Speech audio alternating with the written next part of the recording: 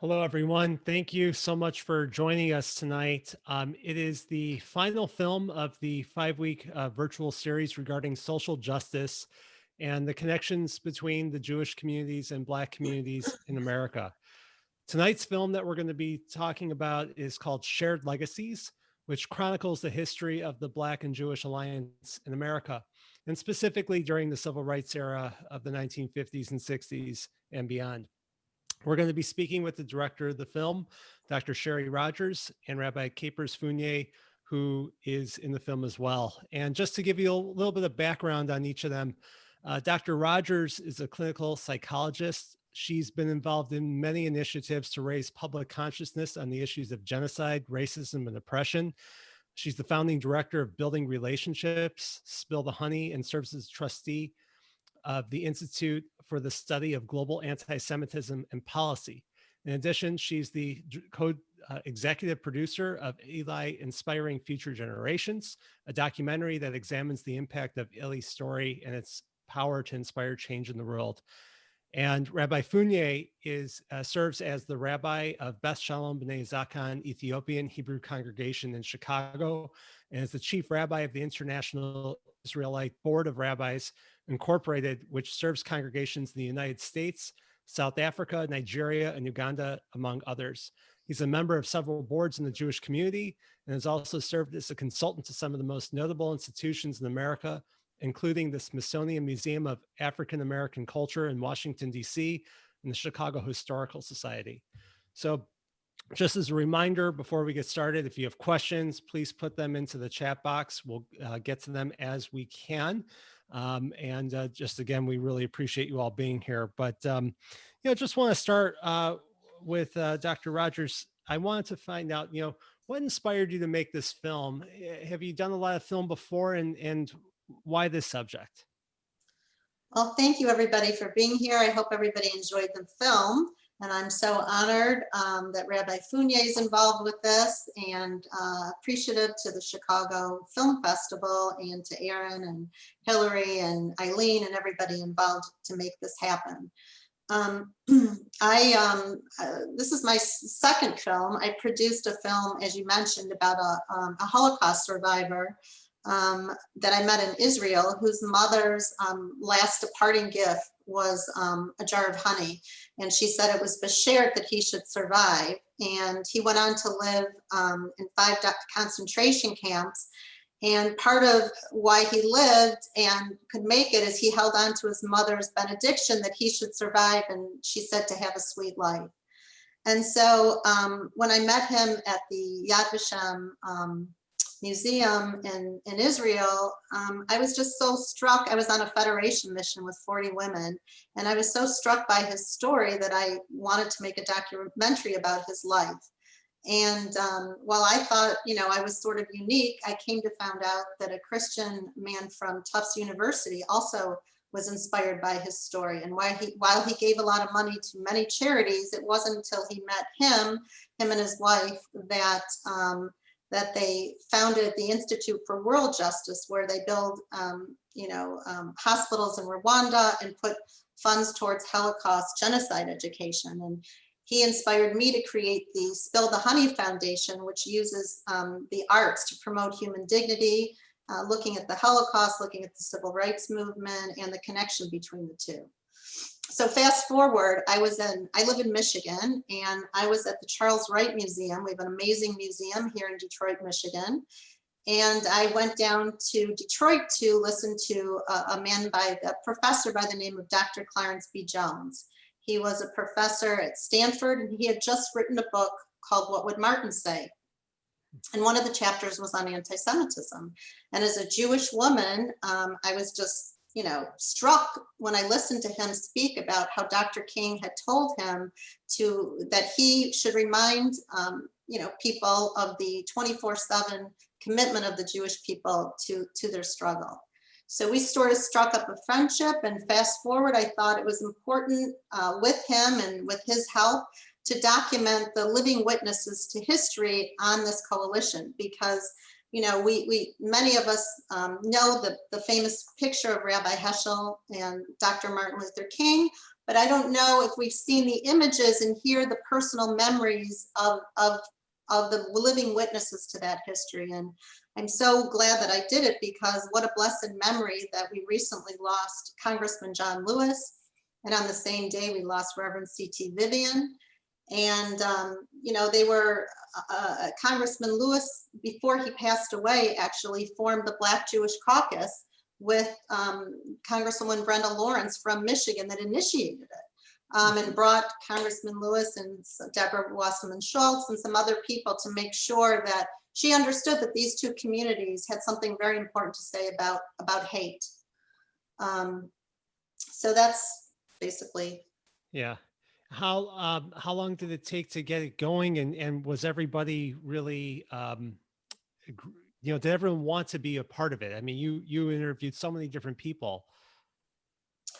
Well, actually, you could ask Rabbi Funnye. He was there right at the beginning. I'll tell you more about what happened when I filmed in Selma at the 50th anniversary from the Selma and Montgomery March. But maybe Rabbi Funnye would be it would be great, because I'm so honored that he was there at the very beginning when we filmed at the Willard Hotel, where the speech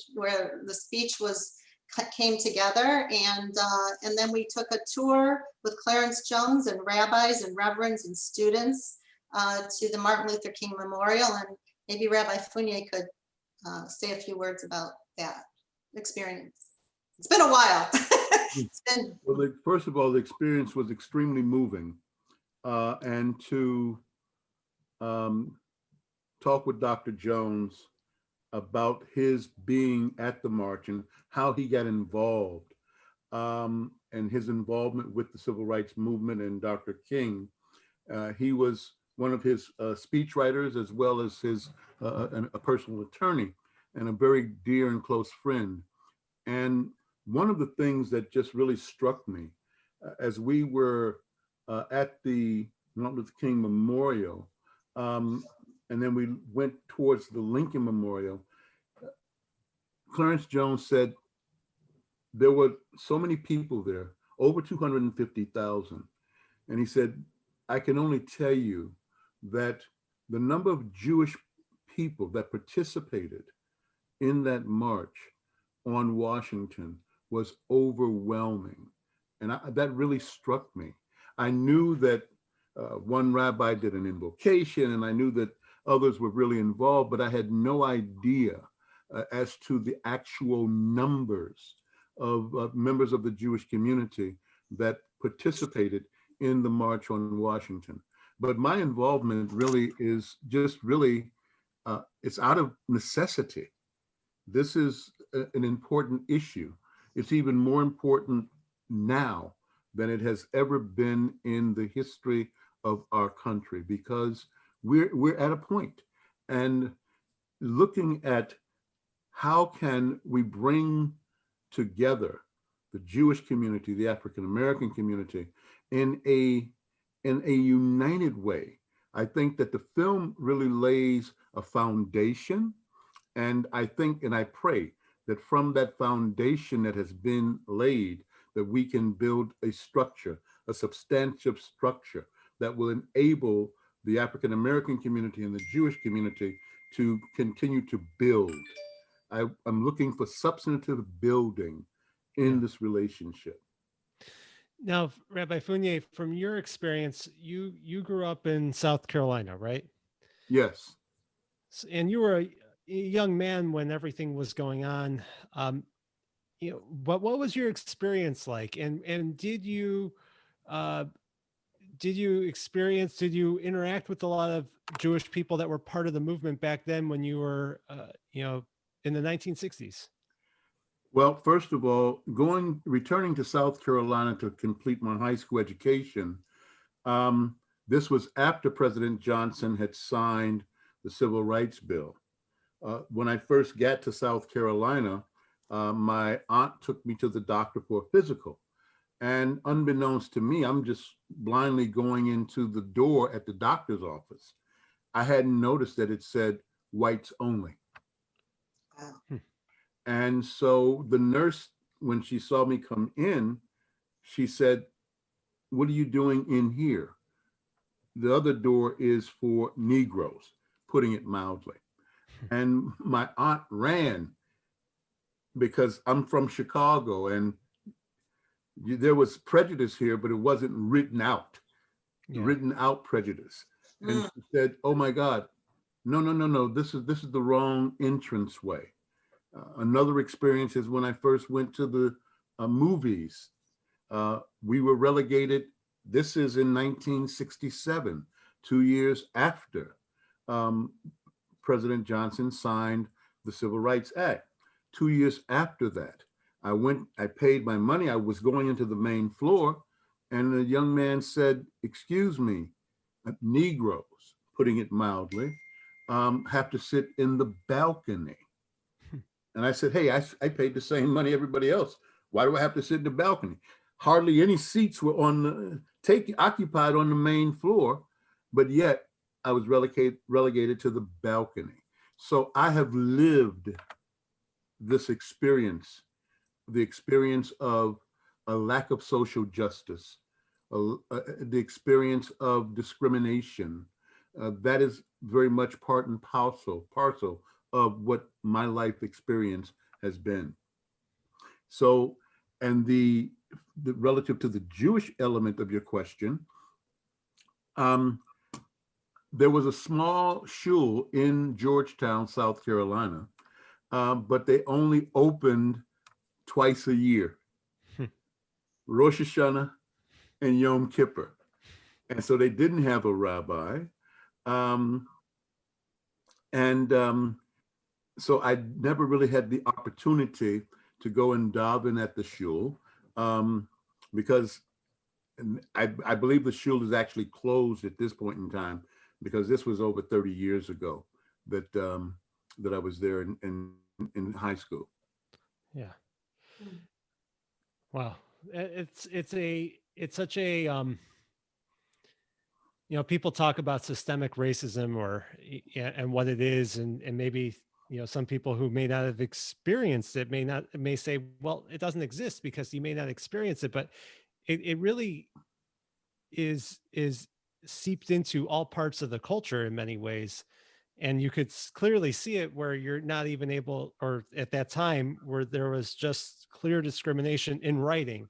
I mean, here in Chicago, it's a little bit different. We have a highway that separates people, and it's Right. not written out, no blacks, no, whites here, blacks there. So it's a little different, a little bit more nuanced, I guess. But, do you think, it seems like a lot of what the movement did was very, very successful in getting people to start to recognize that. Do you see that same type of recognition happening today? I see the recognition happening, but I have to be honest with you, Aaron. I see for every step or two forward that I see being pushed back even more steps. The systemic racism that just permeates our society.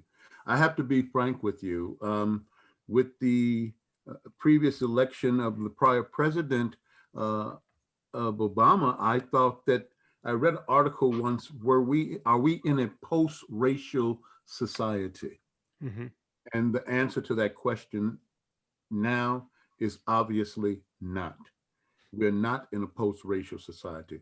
Racism is so interwoven into so many layers and fabrics of our society that issues like this movie will speak to it. And I sincerely hope that it will start people to thinking. This week we read Lech Lecha. Avram is told to get up and get out of your country, get out from your kindred, and get out from your father's house to a country that I will show you. Before Avram could get up and go out, the rabbis teach that Avram had to get up and go within, into himself, to look at and to examine what he was like and who he was influenced by, and how the pagan society was influencing him. And after he went into the depths of himself, then he was able to get up and to go out. Mm-hmm. And so I pray that we will be able, after viewing this film, to be in a position of getting up and going out, going out to examine, why aren't we doing more with respect to African Americans and Jewish organizations working together? I think that we need to really address that. And as I said, this film is a foundation, it's foundational. And I'm prayerful that we can now begin the process of putting structures together. I'm hopeful because I think, you know, what you said, we're at a point right now. We're almost at a precipice. And we were talking before we came on live about, I said, you know, I'm really worried about what's going to happen in less than a week. And you said, it's not just you, everyone's worried about that. And when you're at a moment where there's a precipice within society, things can go either way. What can we do if things go where it's undecided, let's say? And I don't want to get too much into the politics of who you vote for or whatever. We'll leave that alone. But if things go undecided, how do we stay together as a society? I asked that to both of you. Well, you know, I think the one thing that's very important about my film is that I think it shows the power of allyship and the power of partnerships and coalitions, and that historically the Jewish community was different than the Black community, but yet they found a commonality that they both work together. And likewise, while today, I think, you know, I think many people are looking at systemic racism and the ideas of, you know, what does it mean to be white, and our own prejudices, that, you know, in the interim, as we're examining ourselves, there isn't time necessarily that we might not get to the point where we need to be, that will be a longer term, but in the interim, we can find points of common goals that we can work on together. And I think that's the message of the film, is that that we accomplished so much historically, and we weren't, you know, we had our differences as well then, and we're going to have our differences now, but what can we work on together and accomplish things? Yeah, I would absolutely agree with Dr. Rogers that we have to, when one is allied, there are issues that bring allies together. And we cannot let other issues intercede and come between our capacity and our ability to work together. There is, you know, going back to the Holocaust, I will never forget a saying that I learned in school many years ago. It said, well, when they came for the Catholics, I wasn't Catholic, so I didn't say anything. And then when they came for another group, I wasn't a member of that group, so I didn't say anything. But then they came for me, and there was no one left to say anything about my being taken. And so, yes, we are at a critical moment in the history of this nation. And I'm prayerful, however long it takes, that we will be able to move forward. I'm prayerful that maybe I'm very overly optimistic, but I believe that there is nothing stronger than the Constitution of this country. And I believe that that Constitution, yes, I wasn't included at its inception and at its beginning, but I was added to it. And being so added to it, I don't want those rights taken away. I don't want to see more signs for my grandchildren now of where they're not allowed.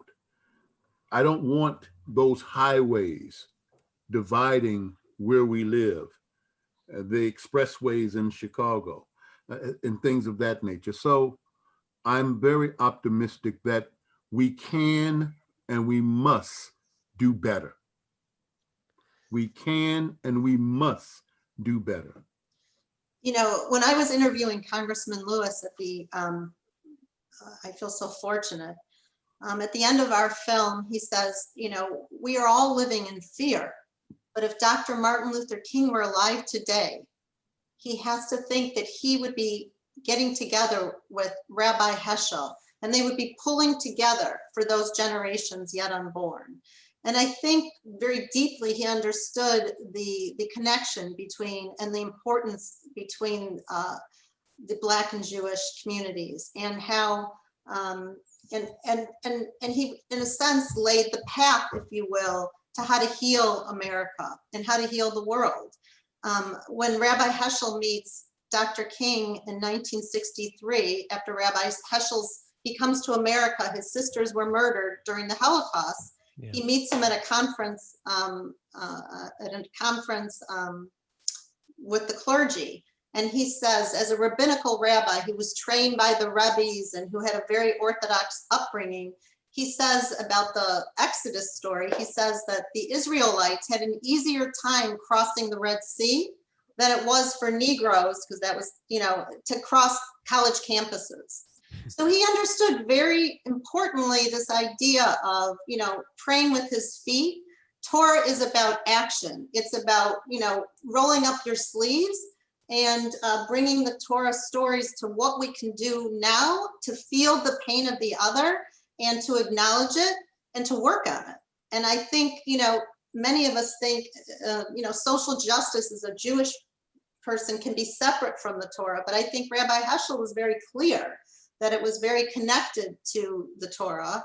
And I think Dr. King had a, you know, he was a, as Clarence says, he was a biblical scholar first, and they just, you know, really connected on the biblical stories. And Dr. Susannah Heschel, who's a Rabbi Heschel's daughter, who's a, you know, an expert professor in her own right, and especially on her, you know, father's legacy as well. She talks about how she owes, you know, that the Jewish people owe a tremendous gratitude to the civil rights movement, because during the Holocaust, the Bibles were being burned. Nobody was, you know, they were devaluing the importance of the Bible. And here Dr. King comes to America and brings up the story of Moses and the Exodus story. And so, you know, she feels that we should have an appreciation, because in many ways, Dr. King used those stories to empower the civil rights movement. Well, in the film, you even, you know, bring together how the stories of that, most of the things that are talked about in a church, in Black churches, were the Old Testament and the stories of you know, the Exodus.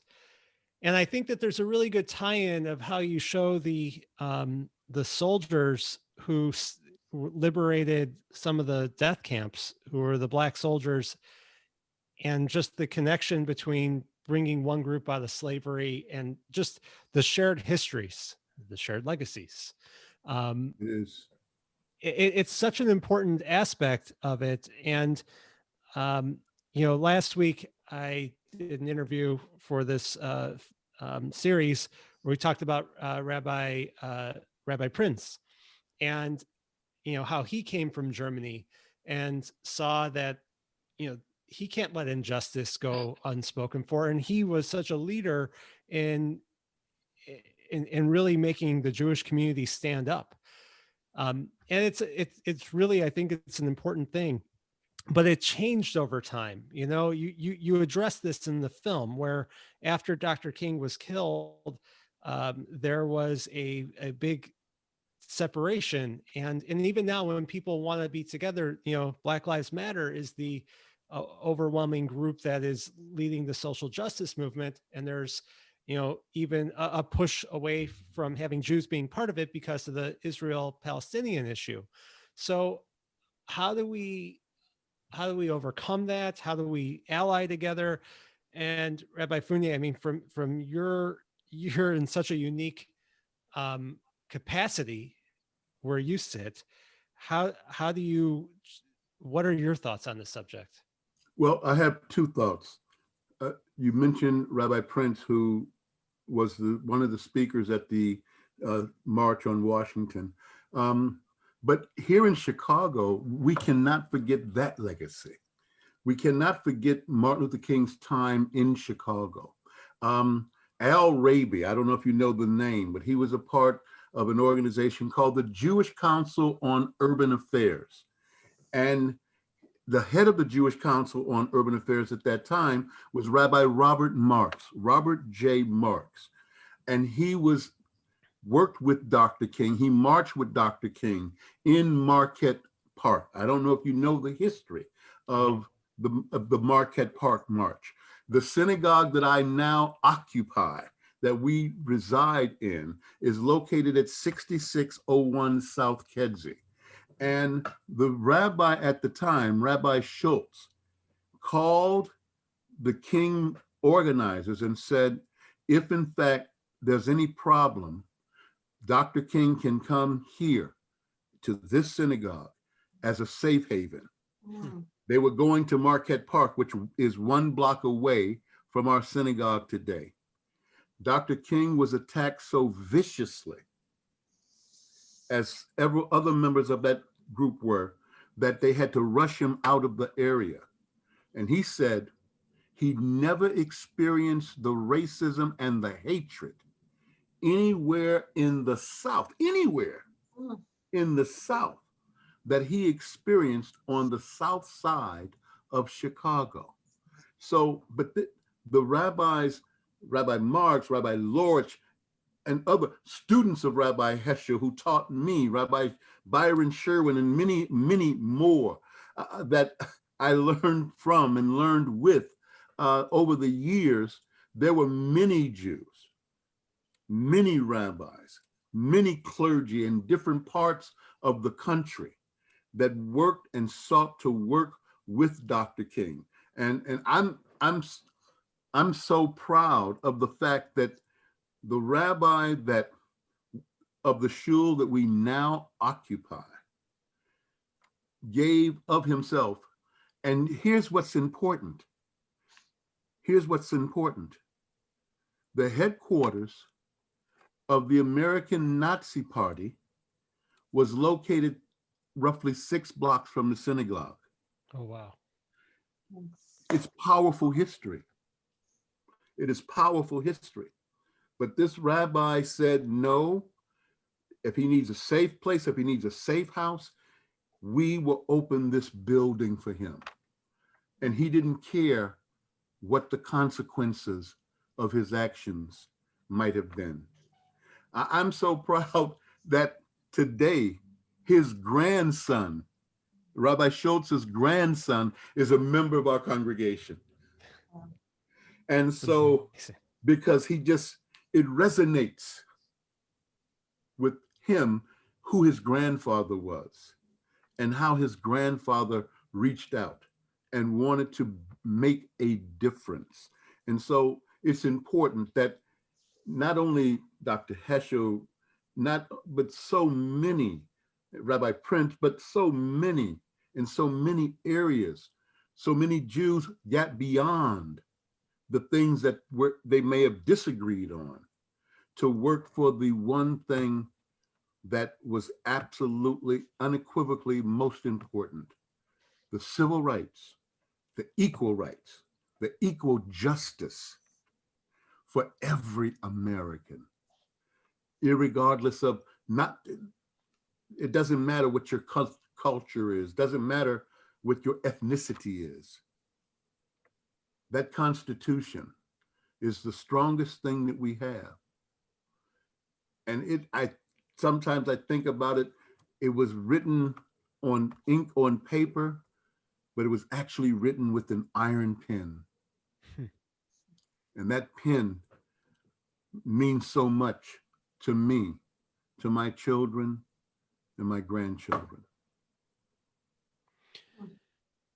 Do you think that people sometimes lose the importance of the Constitution and our society because we don't have the requirement or the overwhelming service, national service, where we all can kind of see each other as one people?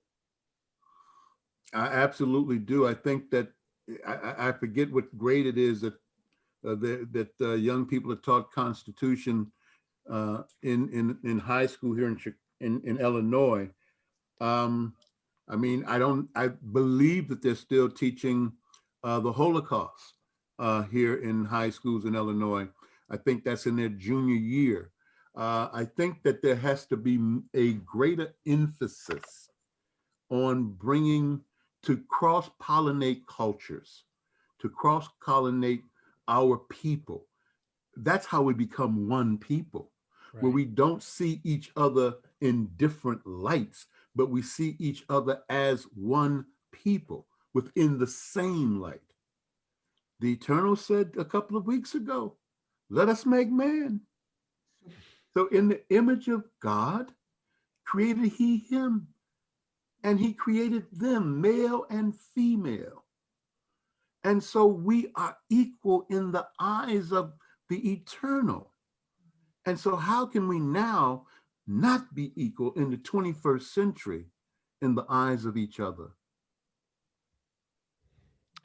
I think it's important for people to recognize that we are equal and that we're all human beings, and it doesn't matter where we're from or and the color of our skin or whatnot.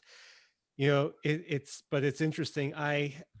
You know, professionally, I work in the real estate field, and that's been a large portion of where discrimination has happened over the years, where people have steered people to one area or the other. And quite frankly, I get a lot of questions from people asking me what kind of people live here, because they want to separate themselves into that certain area. And it blows me away every time I get the question. But how do we, I think that it's so important that we emphasize that we are all one country, we are all one people, and that we can really, you know, work together towards the, you know, the things that bring us together. But how do we push back against certain elements of, you know, where you see that there's a lot of anti-Semitism, let's say from Louis Farrakhan, and there's, you know, these diatribes, and then you have things where celebrities may be saying something about how the Jews are the ones controlling everything, the media, whatever it may be. You know, I see that after some of those things have happened with some of the celebrities, then the Simon Wiesenthal Center meets with them, and then the celebrity issues a statement, whether it be Nick Cannon or anyone else. How do we get a dialogue going where people can understand each other and realize that, and try just so we don't all hate each other? I mean, how do you stop that?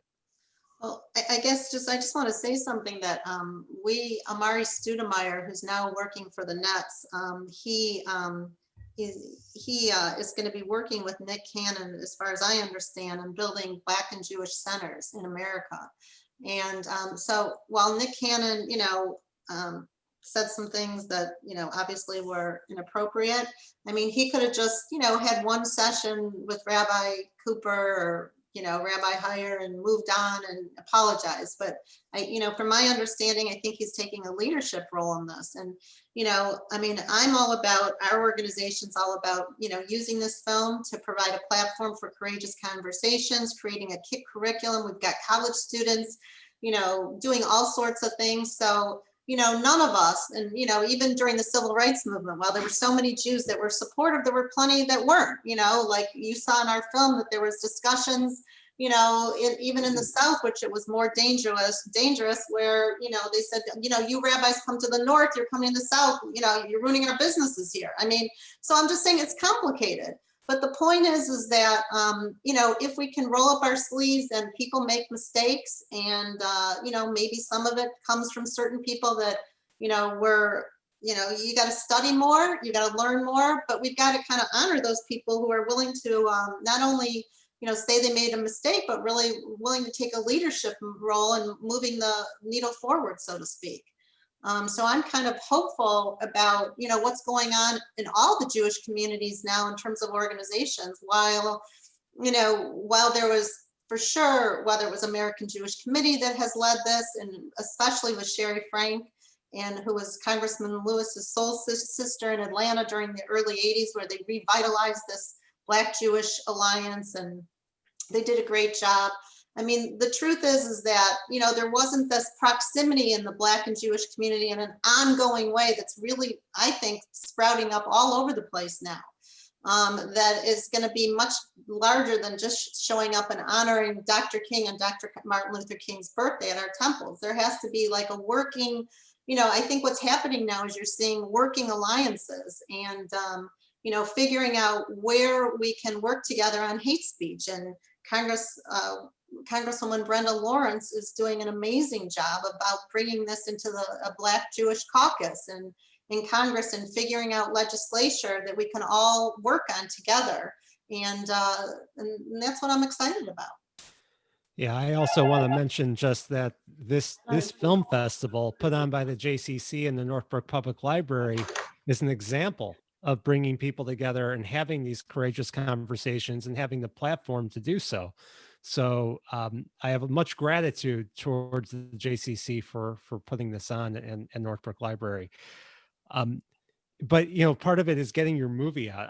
I'm just curious to know, this is a tough time for a filmmaker to get a movie out. And, I imagine that much of what you're trying to do is education and getting it out to young people to see and have discussions on. What are some of the programs, and how are you adapting? Well, I mean, COVID, we opened in Atlanta to 2,400 people. It was the 20th anniversary of the Jewish Film Festival in Atlanta. It was just Rabbi Funnye came. It was absolutely extraordinary. And then COVID hit. And so now we're basically, every state it's becoming like a community event. So for instance, like we were just in Philadelphia, where the NAACP came together, the ADL, the churches, and now they're doing another event there in North Carolina, Wilmington. This film is going to be in the history department actually next week. And our nonprofit Spill the Honey Foundation, we're going to be doing a curriculum that accompanies the film, but also we have another 80 to 100 hours that I have not used that we're going to creating small 7-minute segments with the curriculum. And Blake Weissman from Ross Business School has really organized about 20 amazing ambassadors throughout the country, where they have a newsletter. They're creating history lessons in both of our histories that is going out, and webinars. We've been doing webinars with Morehouse, and it's pretty exciting. So the young, people don't realize, history is really important, and the college kids, when they see this film, they're inspired to like get involved. Not everybody can march on the streets, and while that's very important, but maybe some folks can work on legislature. Some folks can, help out with this film. Some, there's all different ways of partnering and collaborating together. It really is. It's given us a different way to think about it, even.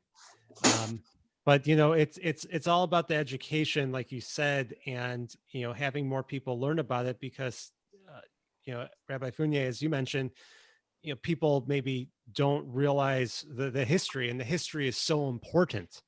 So, who do you see, leaders within the Jewish community and the Black community sharing the history, talking about it? Where do you see the knowledge level on all sides? Well, actually, I think that one thing that we're missing in this conversation is the number of Jews of color or Black Jews in this country. They're probably 10, 12, maybe 15% of all Jews in this country are Jews of color. And so I think that we need to bring them into a process where they are able to communicate and to speak and to dialogue and to work with others in the African American community, so that, again, Um, how are you Jewish? And we need to eliminate that type of questioning, or you can't be Jewish.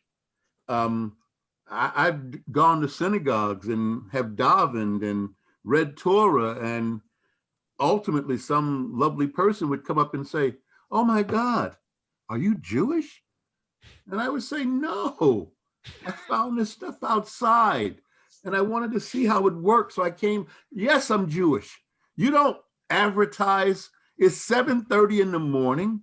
There's no air conditioning in here. And I'm out here davening with you. I had to find you." So we have to get beyond that point.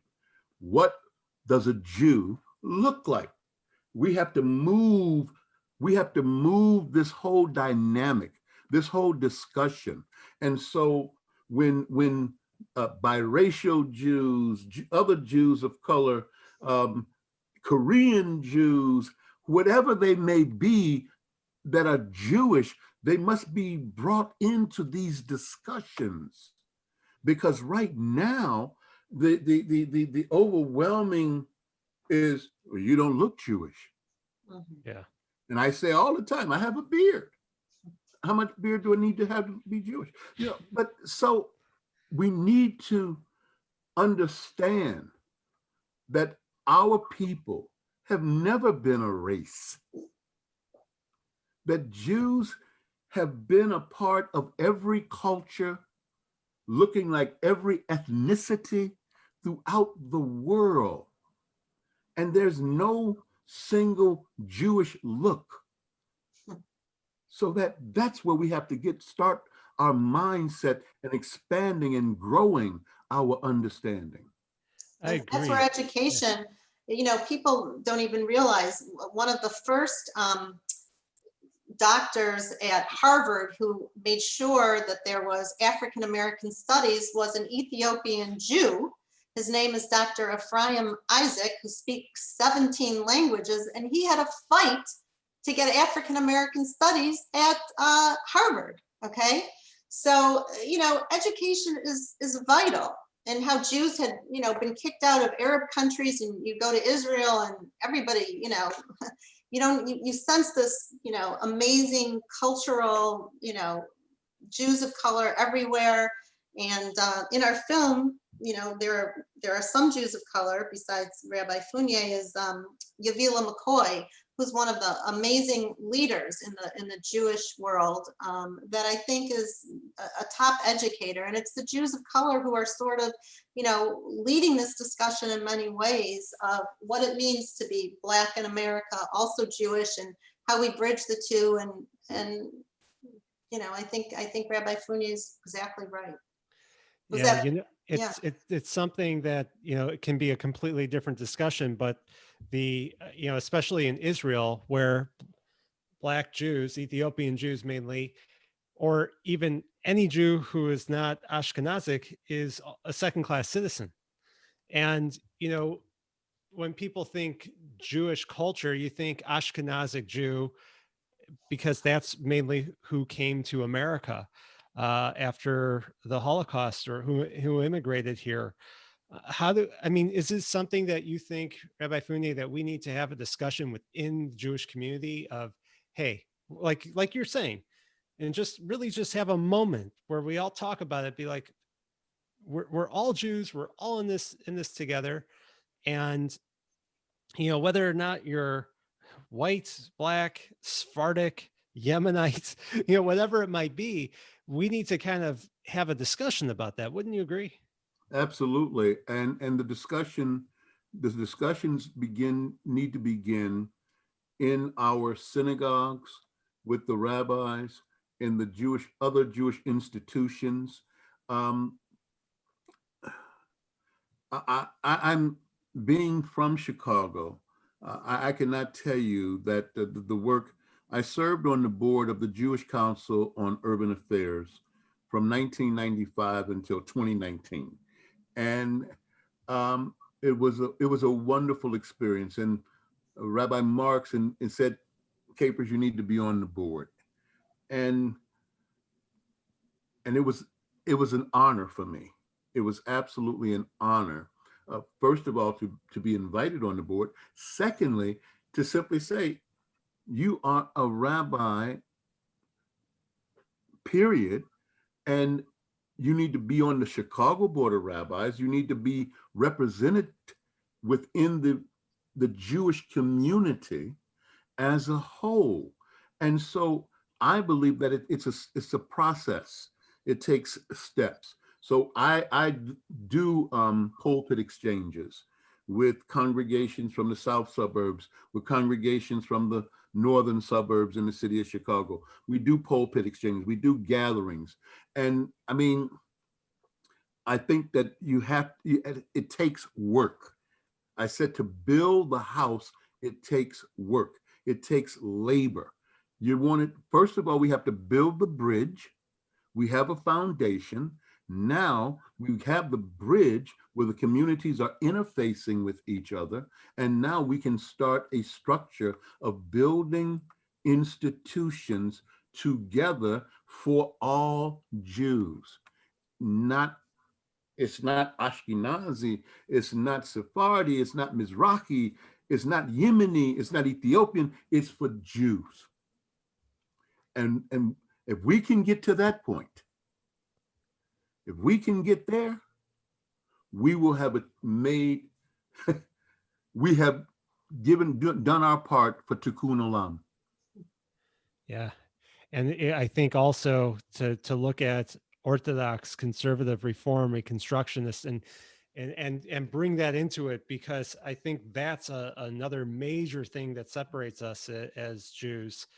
I have to say, that's what I felt sort of proud about in the film is, Orthodox Jews are represented, conservative and Reform Jews. Rabbi Berman, who's an Orthodox rabbi at Columbia University, he actually was in prison in Selma during the 60s. Rabbi Heschel had told him to come to Selma.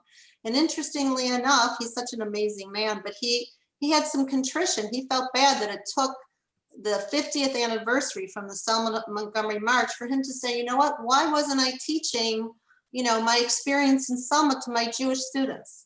Why did it take the 50th anniversary for me to realize that's one of the most important lessons I learned? And I mean, his stories are just so extraordinary. It's unbelievable. Like many of the young Jews that were in jail next to him, it was Purim at the time, and they were just there to be supportive. They weren't religious, but he wanted to make sure that he, started teaching them about the Purim story and whatnot. And just his stories are unbelievable. But, I think that there were Orthodox Jews involved also in the civil rights movement. And I think that's where history is important, and reviving history and educating. And maybe the civil rights movement is a place that we can bring, that by talking about this and our shared history, and we can bring all of our communities together to discuss, our shared history and our contribution to that history, and to feel proud of it and use it as a teaching lesson. Absolutely. It will make us stronger as we face these larger issues. I think that every community needs to, and that's how you become stronger with everybody else around you. You feel more confident and you have more empathy for each other. I think. And I just want to, I'm so sorry. And I didn't mean, Aaron, to interrupt you, but no, okay. you had asked a question earlier, and it was about Black Lives Matter. And it was so interesting. I said to Rabbi Berman, who was Orthodox, I said, when you had asked the question earlier about, there's some differences. Some of the people involved in Black Lives Matter, have some serious issues about Israel. What do you think? And he says, you gotta stay in. You gotta stay in and build bridges, and you gotta build relationships. If you're not in the conversation, how can you ever know each other? How can you ever communicate? And I don't know, I thought that was interesting. You might not think you would hear that from the Orthodox rabbi, but he thought, you stay in that relationship. Well, it is interesting that he said that, because I think that there is a sense that anti-Israel is not just anti-Israel, it's anti-Semitic, and they just don't want Jews involved. And when there's a group of people that you feel like just don't want you around because they hate you because you're Jewish, it's hard to get on board with an organization like that. So it is interesting that he said that. And Rabbi Funnye, how would you go about it? What are your thoughts? I have my personal perspective is very different from most people. When I hear things that are, I think, anti-people, anti-religious, anti-Jewish, I confront them. If I read it in the paper, I believe in taking my issue to the individual who has allegedly made the statement, such as the case for Minister Farrakhan. This goes back over 30 years to 1984, 85. And I read in the Tribune that there was a story on Minister Farrakhan, and he called Judaism a gutter religion.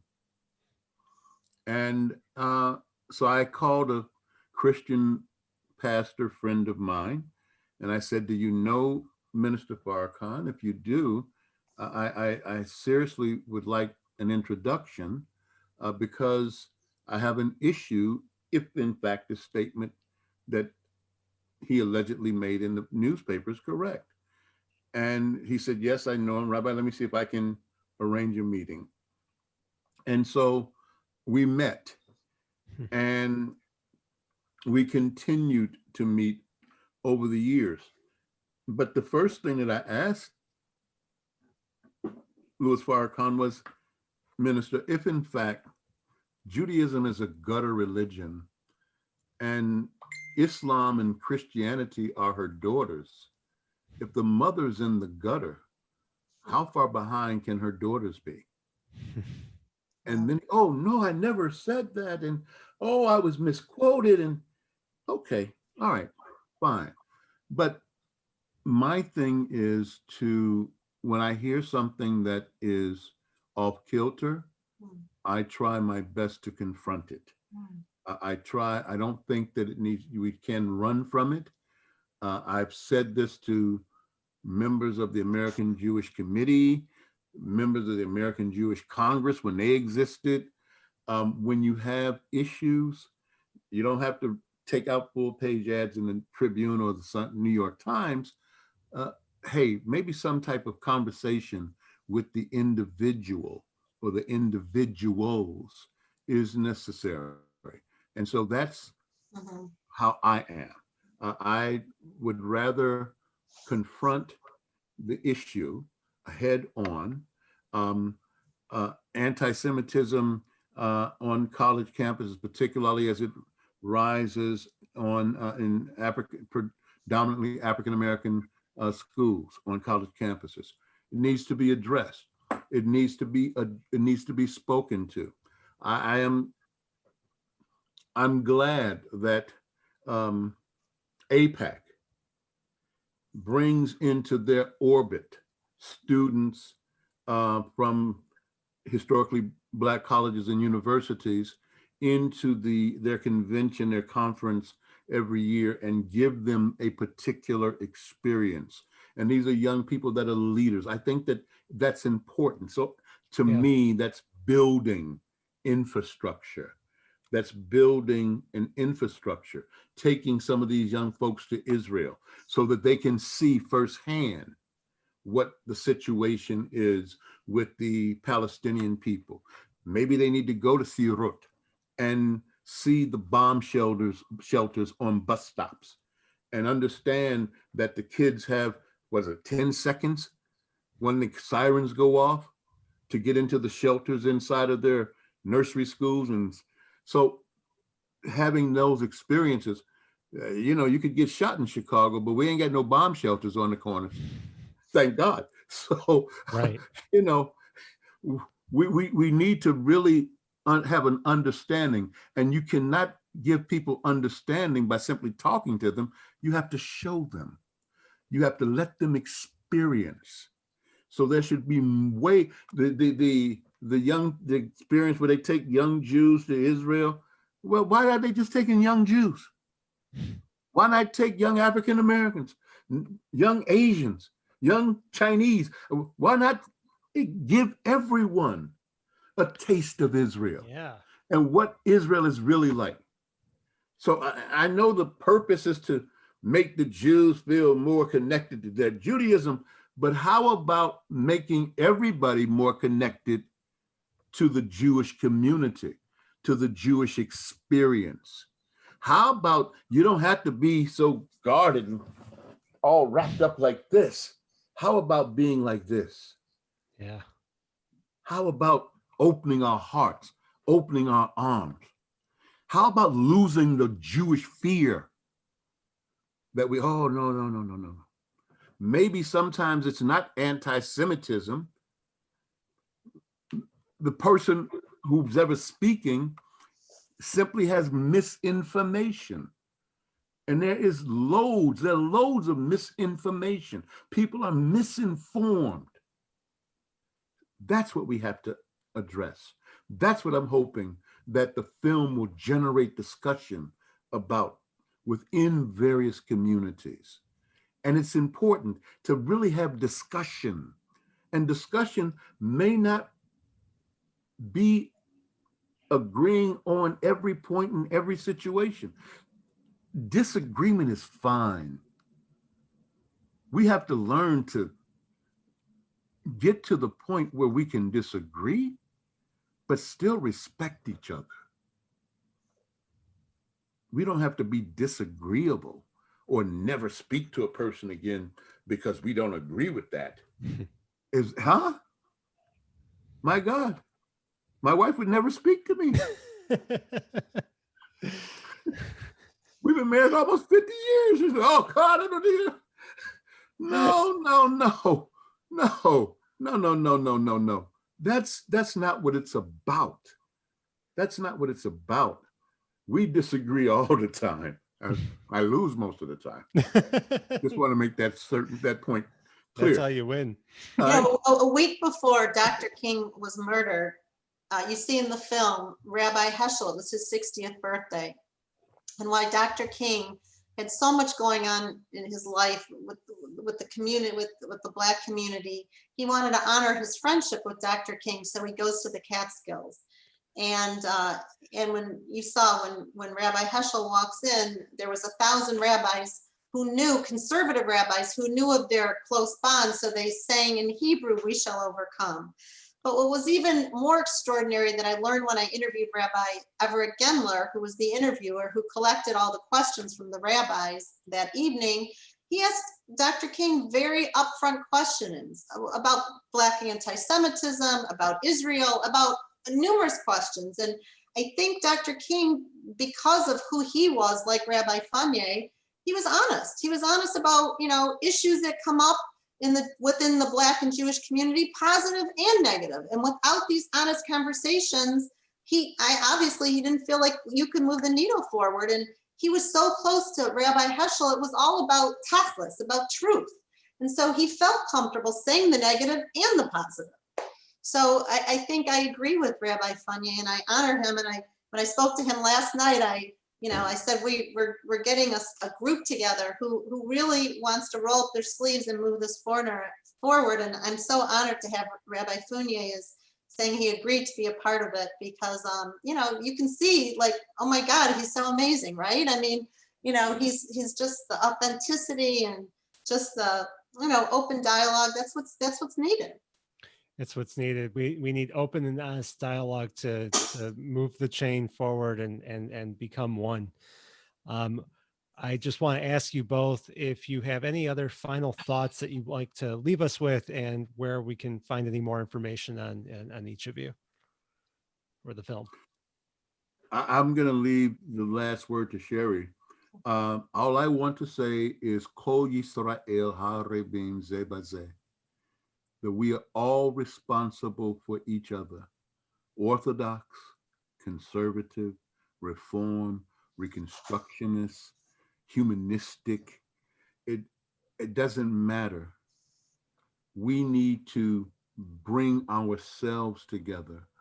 And some of the arguments that go on between different communities, we really need to get beyond that as a Jewish people, because I only see it hurting each other. I see it hurting ourselves, and I see it hurting the community as a whole. And I would say that there are communities throughout this world, particularly on the continent of Africa, who are striving and working to be a part of the Jewish people. And so I say, as my dear friend, Dr. Gary Tobin, may his memory be for a blessing, from the Institute of Jewish and Community Research in San Francisco, he would simply say, open the gates. Let the Jewish community open the gates to the Jewish institutions and have Jews of color being more integral as part and parcel of the decision-making process as we move forward. And that's my hope, and that's my prayer. Amen.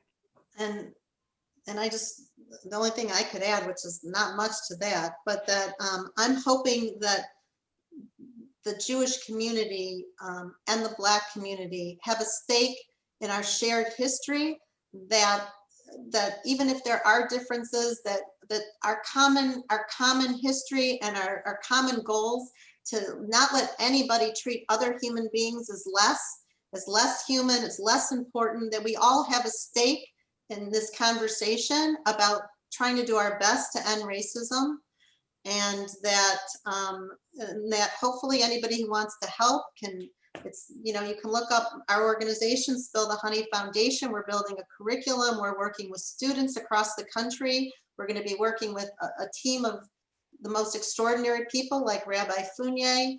And we need all the help we can get, because racism is a serious issue, and we all have something to benefit from making our world a safer place, and a place that all of us can shine, and all of us can see each other in terms of, what kind of human beings we are and how we treat each other. That our outside is just, we're all come in different colors and different, that it's all how we relate to each other and treat each other with ultimate respect. Well, on that note, I think that this is a terrific conversation. I want to thank everybody for joining us tonight and listening. I pray for peace for all of us within the next few weeks, and that we all come together. And thank you for making this film and doing what you're doing to both of you. And please check out the JCC's Jewish Film Festival that's going to be starting in the fall, starting on November 1st at jccfilmfest.jccchicago.org. Thank you all. Have a good evening. But I just want to say one thing, Aaron, you didn't, Yes. I mean, I've been doing this a lot, and you made, you also made this experience just terrific, because you're just so relaxed and interested, and your questions are just amazing. So thank you so much. And thank you. Thank you, everybody. And check out my new radio show, actually, that's starting this Sunday at 10 a.m. on WCGO. So yeah, this is a lot of fun. I'll leave it with this. I just want to thank the JCC for giving me this opportunity to speak with the two of you, and to everybody else that I've been able to speak with over this past year. I pinch myself every night. I'm sitting in my basement and I'm talking to you both, and it just blows me away. The world has changed so much that anything is possible. And I love having to be able to have these conversations and to learn so much as a human and grow as a human, and to connect with everybody and hopefully make a difference in how we think in a positive manner. So Shari, I appreciate that. Thank you. And I just would be remiss if I don't do a shout out to Lynn Orman, who's in Chicago, who from the very beginning has helped so much. She's worked with music and the blues, and I just want to give her a shout out, because there's so many people I appreciate. And if she's watching, I just appreciate you. Thanks. Thank you all. Bye-bye. Take care.